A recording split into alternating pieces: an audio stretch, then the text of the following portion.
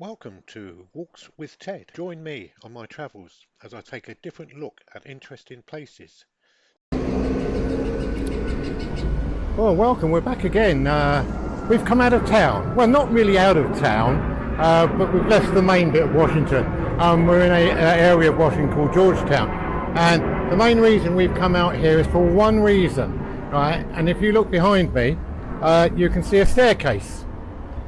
If you can see it, let's turn the camera around so you can get a better view of the staircase. Right, so we've turned the camera around. Now we're gonna look at the staircase. Look, there's even some other people now. Now this is a very famous staircase. Now, can anybody tell me what is this staircase famous for? It was featured in a film about 50 years ago. I think it was made in 1973. At the time when the film was released, it was it was a horror film, and they had great trouble in getting it released because of the horror in it. So if anybody can name the film for me, I'll be greatly appreciated. Okay. But not full, just So there you go. There is the famous staircase. Has anybody got it yet? I'm just going to give you a few more seconds, especially Nigel, because Nigel will look it up, and he'll most probably put it in the comments and tell you all about the film. The film was, shall I give you a clue? You could say that Mr. Musk had something to do with it, because he actually changed the name of Twitter to X. And the film was Ecstasy. Correct, you've got it. And there it is. So the most famous flight of stairs in Washington. So we've seen lots of things, and now we've seen the Exorcist flight of stairs. Let's carry on with our walk round Georgetown. Well, we've just left the Exorcist staircase, and we're walking down Georgetown High Street. And I'll tell you what, if you want to go away from the hustle and bustle of Washington Centre and the Mall and all that area, just get yourself on the old metro or the circular bus and get yourself out to Georgetown. It's absolutely lovely to walk down a street, a high street, that's full of nice independent shops, nice cafes. It's what a high street used to be like in England. You know, it's got shops in it. You know, not just estate agents and builder societies. Yeah, it really is an enjoyable world, and some lovely little coffee shops and some branded shops as well. It's just a nice high street to visit. So if you are in Washington and you want a day off, get yourself out to Georgetown and walk down by the canal. They do canal trips. There was none on the day that we were here, so I will check if you want to go on the canal trip, make sure it's running before you come out here. But apart from that, yep, thoroughly enjoyed it.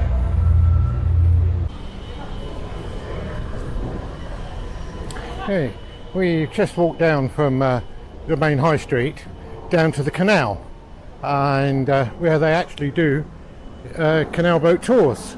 So we're going to look into that, but they actually have got a lock here, which I think the boat's going through at the moment. So we'll go and have a look at it, shall we? Just to see if that's what's happening.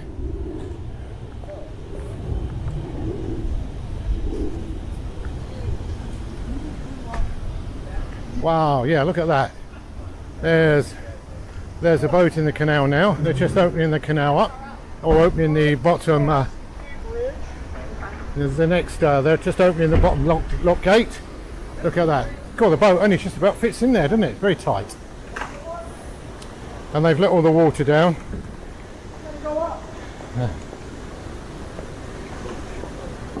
Wow, it only just fits in there. Look at that. And they're going to open the gates up. Oh, obviously a young man's job, this.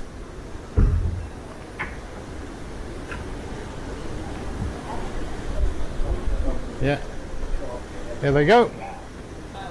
And I presume the boats Obviously this boat was designed to go through these locks because there literally is only 6 inches between the back of the boat and the lock. So well, there you are. Their lock gates are now fully open, so hopefully now the boat will come through, won't it? It's going to go under this bridge. Oh, it's a low bridge. Low bridge. Oh, they're going to untie. They're going to untie it, are they? Yep, they're going to untie it. Yep. Oh, there's people on the boat that have done the trip today. Look at that. So we'll keep it running, and we'll just see whether it's the flow of the water is going to take the boat through, or whether they have to start the engine. I'm not sure, but it's definitely going to come this way because the gate, they've just opened the gate this end and they've let all the water out the lock. So obviously when the water's the same level, then here it comes. The boat's moving now. So yeah, so it does appear just to be moving with the flow of the water. Look at that. Here it goes. Will it go under the bridge? That is the question. Will it go under the bridge? Let's go through onto the other side, and we'll watch the boat come through the bridge, shall we?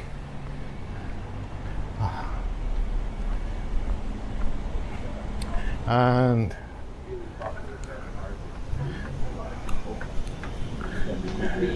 I think, yeah, the boat will stop at this station here. Here we go.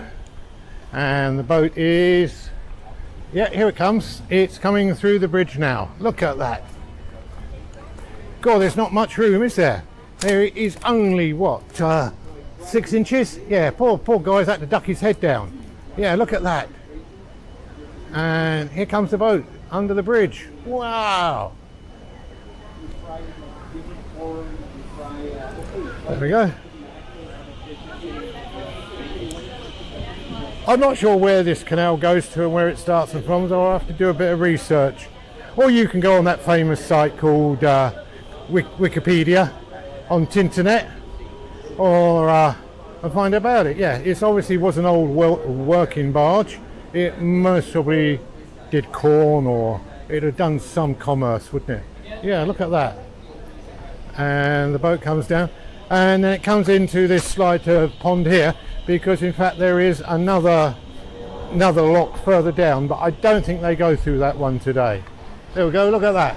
Big round of applause for those guys working that lock. That was such hard work. Those lock gates were so heavy.